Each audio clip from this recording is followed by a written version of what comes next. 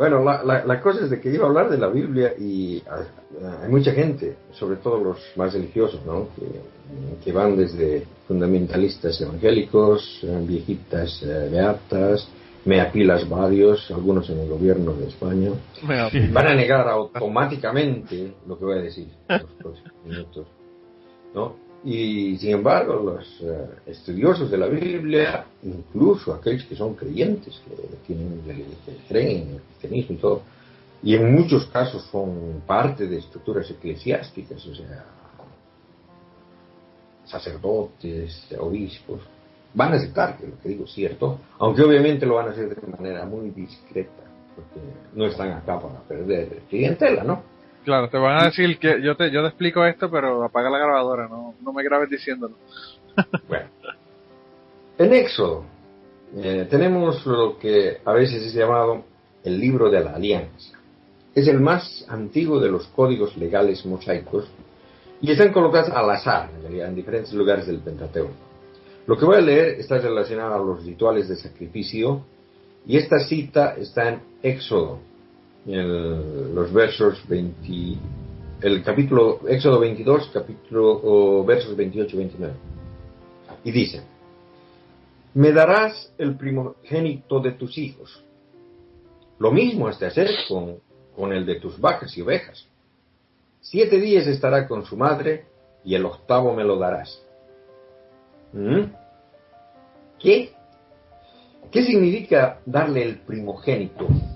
¿Es algo así como una dedicación del niño a Dios? Te encomendamos este niño a ti, Señor. No. En realidad, o sea, y eso por el paralelo con los animales, pues significa un sacrificio humano, es matarlo como una ofrenda a Dios. Y la idea era esa, o sea, el primer nacimiento producido por una hembra, y tú debes agradecer a Dios porque la hembra es fértil. Entonces Dios te va a de compensar haciendo que vengan más por el mismo camino, ¿no? Si tú te pones un poco ambicioso y no sacrificas al ternero o a la ovejita o al bebé, entonces estás por tu cuenta. Quizás ya no tengas la suerte, ¿no? Esa es la idea, ¿no? Wow. Y es bastante escalofriante, ¿no? Y eventualmente, ¿no? La gente del antiguo Israel llegaron a pensar lo mismo, ¿no? O sea, porque en un código legal posterior, que lo encontramos escrito, y es lo gracioso, lo encontramos escrito antes en el texto, pero esto se debe a un accidente de edición, ¿no? Con la manera que lo han ido editando. En Éxodo 13 podemos ver una diferencia significante. Ahí comenzando ya en el verso 11 dice: cuando Yahweh te haya introducido en la tierra del cananeo, como lo tiene jurado a ti y a tus padres, y te la haya dado, consagrarás a Yahweh todo lo que abre el seno materno. Todo primer nacido de tus ganados, si son machos, pertenecen a Yahweh. Todo primer nacido del asno, los rescatarás con un cordero. Y si no los rescatas, lo desnucarás. Rescatarás también todo primogénito de entre tus hijos. ¿Ok? En otras palabras, eso es un sacrificio sustitutivo. En lugar de sacrificar al asno o al bebé, Dios te lo cambia por un cordero. Bueno, parece que a Yahweh le gusta el cordero, ¿no? En fin, todos los primogénitos le pertenecen a Dios, ¿no? Pero tan buena gente es Dios que se conforma con un sacrificio sustitutivo. Como verán, ahí se nota la diferencia, ¿no? Si este tipo de sustitución hubiera sido pensada en el pasaje anterior, que leí primero, seguro que lo hubiera dicho, ¿no? Esto implica un cambio teológico. Claro, tú le debes a Dios, pero desde luego que Él te entiende, que no quieres hacerlo, pero ¿qué tal? Si sacrificas un animal, decimos que has cumplido tus obligaciones, ¿no? Una cosa así. Rescatar, desde luego, significa recobrar por un precio cualquier cosa que haya pasado a mano ajena, ¿no?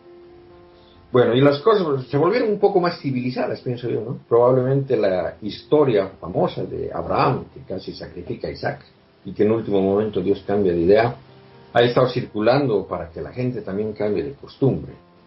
Algo que no sé por qué, me pienso de que no ha debido ser muy difícil de conseguir, ¿no?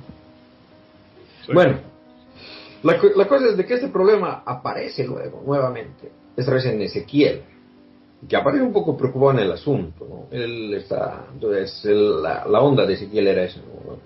Protestando porque la gente de Israel no es fiel a Dios. Y bueno, leemos en Ezequiel 20, del 21 adelante. Pero tus hijos se rebelaron contra mí, no condujeron según mis preceptos, no guardaron ni pusieron en práctica mis normas, aquellas por las que vive el hombre. Si las pone en práctica, y profanaron mis sábados. Entonces pensé en desamar mi furor sobre ellos y desahogar sobre ellos mi cólera en el desierto. Pero retiré mi mano y tuve consideración mi nombre, procediendo de modo que no fuese profanado a los ojos de las naciones y a la vista de los cuales los que hubiera sacado. Pero una vez más alcé mi mano hacia ellos en el desierto, jurando dispersarlos entre las naciones y esparcirlos por los países, porque no habían puesto en práctica mis normas, habían despreciado mis preceptos y habían profanado mis sábados, y sus ojos se habían ido tras los ídolos de sus padres, e incluso llegué a darles preceptos que no eran buenos y normas por las cuales no podrían vivir, y los contaminé con sus propias ofrendas, haciendo que pasaran por el fuego a todo primogénito, a fin de infundirles horror y para que supiesen que yo soy Yahweh. ¿No? Esto está en la Biblia. El problema es que eso le pasan por encimita y no realmente no lo ven. Sí, esto no lo van a leer en el templo o el domingo, ¿no? No, pero lo que pasa es de que Ezequiel sabe que hubo un tiempo en el que la gente ofrecía sacrificios humanos a Yahweh, que quemaban a los niños, como los pueblos vecinos, los cananitas, lo hacían para el dios Baal, para el dios Molech. O sea que también hacían sacrificios humanos en honor a Yahweh, ¿no? Y a él, o sea, a Ezequiel, ni siquiera le parece que eso está mal. Pues no, era un comando, una instrucción de Yahweh. Los estaba castigando. ¿Y de qué manera castigarlos? Obligándoles a comportarse de una manera peor todavía. No. Y esto no es chistoso, o sea, es casi difícil de imaginar, ¿no? Pero fíjate, Kirkian, yo he escuchado personas diciendo que la razón por la que se hizo el sacrificio de Jesucristo es para que fuese el último sacrificio humano, porque la práctica era bien común, y entonces estaban como que tratando de eliminar esa práctica desde hacía años, y entonces aparentemente con eso fue que lo terminaron. No sé qué. Sí, lo que pasa es eso, de que Ezequiel sabía de que había sacrificios humanos pasantes, y digamos eso les está sacando en cara a los judíos. Es decir, Ezequiel les está tratando de justificar la cuestión esta de que el pueblo judío no ha sido independiente mucho tiempo, o sea que todo el tiempo los vecinos les han estado invadiendo y les han estado sacando en exilio y han estado, como dice ahí, dispersados entre otras naciones, qué sé yo, y eso ha sido y está tratando de justificar eso, ¿no? Dios hace eso porque ustedes no le han hecho caso y porque no quemaban a sus bebés, ¿sí? O sea de que es bien jodido, es bien jodido. Muchas cosas de este estilo están en la Biblia, ¿no? Hay, posiblemente voy a ir mostrando algunas más de este tipo de cosas en los siguientes podcasts, porque pienso de que tenemos que mostrar estas cosas a los creyentes, ¿no? Porque esto no lo van a oír, como hemos dicho, en sus templos, y la cuestión es de que tienen que darse cuenta de que la Biblia no es, como ellos piensan, un libro lleno de virtudes, que es infalible, tanto en hechos como en cuestiones morales, porque hay este tipo de cosas, y si luego leemos uno de los autores de la Biblia que está diciendo que Dios dio preceptos que no eran buenos y normas con las que no se podrían vivir, ¿qué te dice eso de la revelación divina en general? Dicen que Dios no puede mentir, que las escrituras no pueden errar. Entonces, ¿cómo diablos explicar esas citas? O sea que... Yo en una conversación con mi hermana en una ocasión, yo le pregunté que ella, porque ella creía que Dios era diferente en el Viejo Testamento cuando se compara con el del Nuevo. Y le pregunté que si había ido a una clase de anger management. Y ni siquiera me contestó. Ni siquiera le pareció gracioso, que a mí me parece gracioso, pero a ella ni siquiera gracioso le pareció la pregunta. Porque es verdad, si tú comparas los dos, es una cosa increíble. No, hay una cuestión, o sea, de que la verdad, o sea, el Dios del antiguo, el más antiguo de los dioses de la Biblia, o sea, que ese Dios mitológico, el que hemos hablado del Génesis y todo eso, sí. En realidad son varios dioses, o sea, como diríamos, si tú tuvieras varios perros y les enseñas a cada perro un truco, y después, bueno, te abuses de tener tantos perros y decides que vas a tener solo uno que sepa todos los trucos que han aprendido todo el resto. Es eso. Y tremendos trucos, matar al primogénito. Bueno, entre otros, ¿no? Trucos horribles. No, pero eso no era... Pide que lo maten y luego se lo come. No, eso era algo común, o sea, de que no era el único, al dios Bala, o sea, que habían varios dioses que se les hacía sacrificio humano. Digamos, eso de los sacrificios humanos viene de mucho más antes, o sea, de que eso ya se practicaba. Me parece que se lo empezó a practicar ya en época en que aún éramos presas. O sea que una época hemos sido presas, o sea que habían depredadores que nos comían. Y andábamos en grupo nosotros y él venía el depredador y agarraba al más débil, ¿no? Y los hombres habíamos aprendido que teníamos que sacrificar a alguien para salvarnos del depredador. Sí, de ahí viene la idea esa de ofrecer ofrendas, yo creo.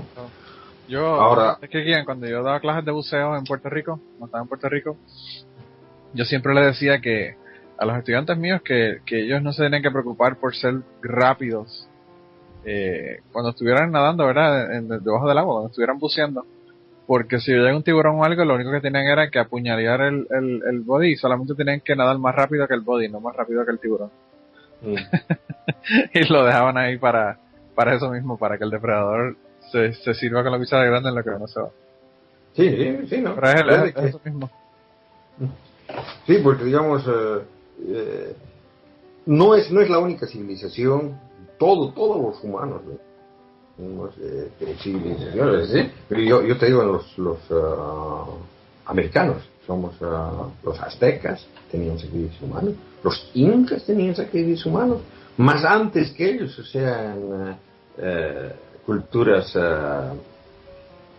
precolombinas, una gran parte de esas culturas tenían este tipo de sacrificios humanos, o sea, y en el África, en todo lado, o sea, de que no es una cuestión que aparece solamente en la Biblia, sino que es una cuestión generalizada. Hemos sido salvajes alguna vez, o sea, que precisamente la evolución también trata en la manera que vamos cambiando en nuestra manera de interactuar entre personas, ¿no? O sea que todos hemos sido salvajes alguna vez.